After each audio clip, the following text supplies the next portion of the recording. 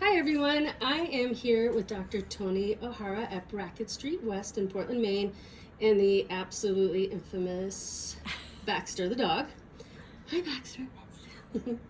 So, as everyone knows, Valentine's Day is around the corner, and just like everyone, dogs like chocolates too. And some of you may be getting some big boxes of chocolate hearts and caramels and dark chocolate and milk chocolate. And most people know that chocolate is not good for dogs. So I thought I would talk to Dr. O'Hara and talk about what happens when your dog eats a box of chocolates, what you should do, when you should call the vet, and when you should bring him in. So, Toni, you probably will be getting a lovely box of chocolates. What would you do if Baxter, bad dog, ate your chocolates? So it kind of depends on the type of chocolate. Baker's chocolate and dark chocolate tend to have more of the poisonous ingredient, which is the theobromine, and the caffeine. So you definitely want to be more concerned if there's like baking cocoa, dark chocolate, Baker's chocolate type of chocolate ingested. Whereas the milk chocolate and white chocolate, much lower levels. If your dog ate like a little piece of that kind of thing, that would be fine. You just, any chocolate in a large amount, though, you do have to worry about the fat and the sugar in it. That could potentially cause stomach upset. You know, pancreatitis would be a more serious complication from that. So really, even small amounts of the Baker's chocolate or dark chocolate could potentially be very serious. So you'd want to call your vet, and or if it's out of hours, maybe call there's like poison hotlines too. You can look up the phone numbers and give them a call.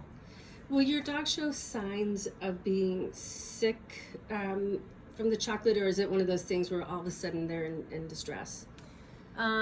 So immediately, I mean, they could have some vomiting and diarrhea within maybe an hour or so of digesting it.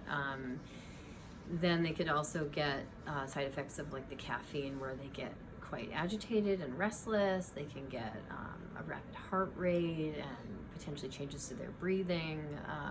So any of those types of signs would certainly be concerning. When I bring my dog to the vet from eating chocolate, what will you guys be doing to him? So it kind of depends on how long it's been. If you call us and they've eaten it in the past hour or two, we'll usually tell you to induce vomiting, and that's usually with a dose of hydrogen peroxide is usually what most people have at home to safely induce vomiting, and the dose is based on body weight, so we could certainly let you know.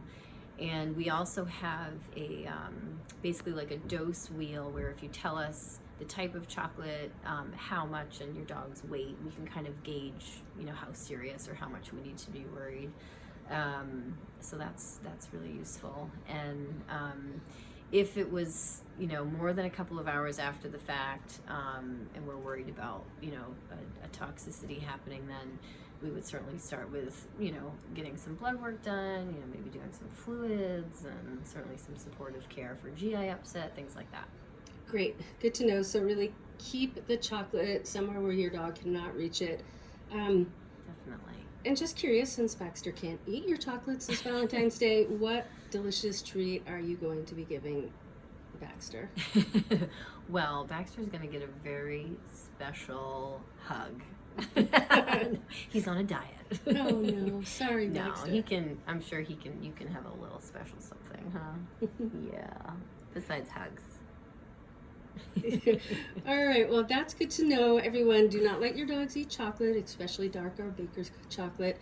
If you are concerned, make sure you call your vet or bring your dog to an emergency vet. Have a happy Valentine's Day, and we will be back with Baxter for another exciting vet tale. Thank you.